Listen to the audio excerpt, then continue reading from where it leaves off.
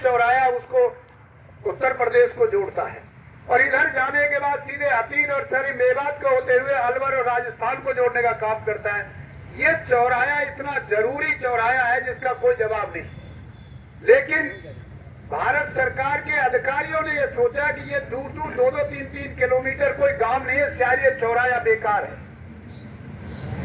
लेकिन आज से 6-7 साल पहले हमने जब ये पता चला कि यहाँ पर हमारा फ्लाईओवर है नहीं, रास्ता बंद होगा,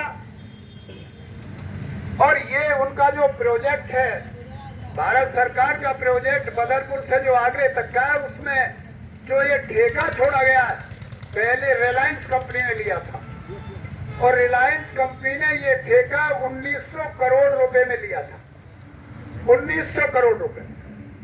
और 3 महीने के बाद उस रिलायंस कंपनी ने एक क्यू कंपनी है सिंगापुर की जो आज जिस पे ठेका है, उसको 3600 करोड़ रुपए में 1700 रुपया प्रॉफिट लेकर के कुछ भी नहीं किया, और वो चलते बने, वो अपने चले गए, और क्यू कंपनी पे आज ये ठेका है।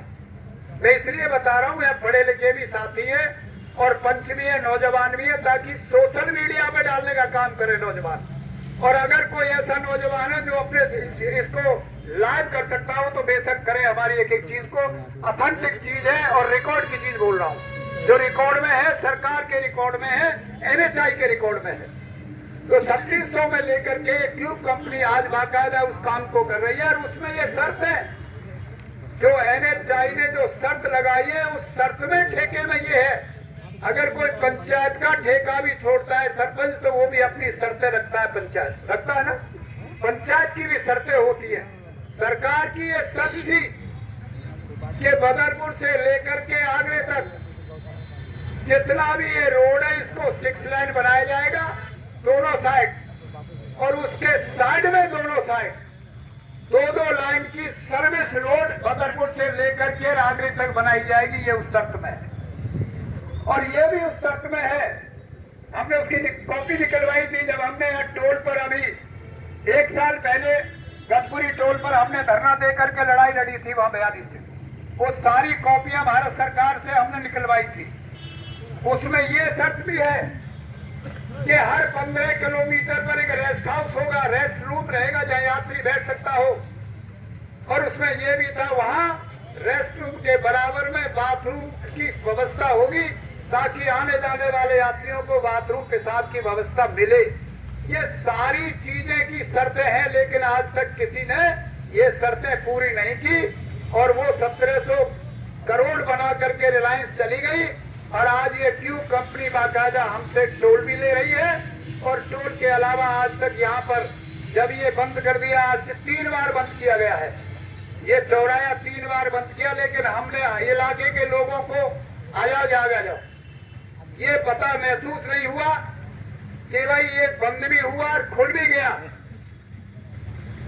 बंद भी हुआ और खोल दिया जाता था दूसरे दिन, तो लोगों को पता नहीं चलता था। अब की बार पता चला कि कम से कम 20-25 महीने से बंद है, और बंद होने के बाद यहाँ पुलिस का थाना भी है, थाने के आधे गांव इधर लगते हैं, आधे गांव इधर लगते हैं, और हमारे वहां से लेकर के हतीन से लेकर के मेवात के लोग अगर इधर आते हैं तो उनको सीधा फिर इधर से जाना पड़ेगा, हम यहाँ से जाएंगे तो बंचारी, और बंचारी से वापस आना पड़ेगा।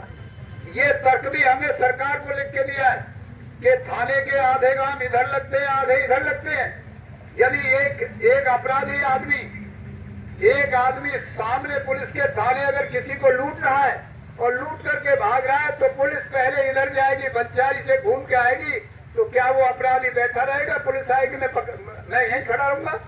तो इस प्रकार के कई हजारों की संख्या में मोटरसाइकिल से सुबह 16 के स्टेशन पे नौकरी करने जाते हैं हमारे कर्मचारी, और शाम को हजारों की संख्या में जाते हैं।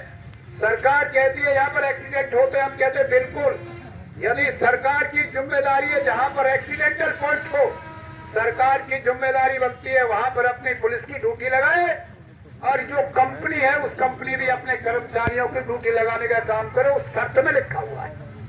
तो ये सारी चीजें जब नजरअंदाज की और हमें लगा जब ये बंद कर दिया तो लोग परेशान हो गए, और इतने परेशान कि यहाँ से यूं इधर से बंचारी होकर जाना पड़े। और यदि ये सोचे हम कि हम सराय से घूम के आते तो कोई सर्विस रोड नहीं है। अगर यहाँ से वापस सराय जाएंगे तो निश्चित तौर से एक्सीडेंट भुगतना पड़ेगा। कोई सर्विस रोड नहीं है, जबकि शर्त ये लिखी हुई है इन्हें दोनों साइड में 2 लाइन की सर्विस रोड बनाने का काम करेंगे।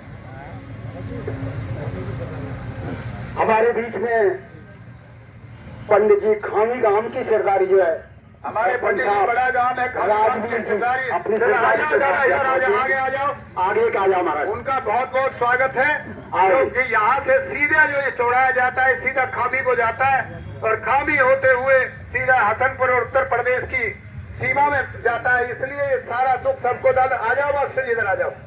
तो ये सारी चीजें ये इतनी ये दिक्कत थी। आप बीच में नहीं बोलो भाई, गलत बात।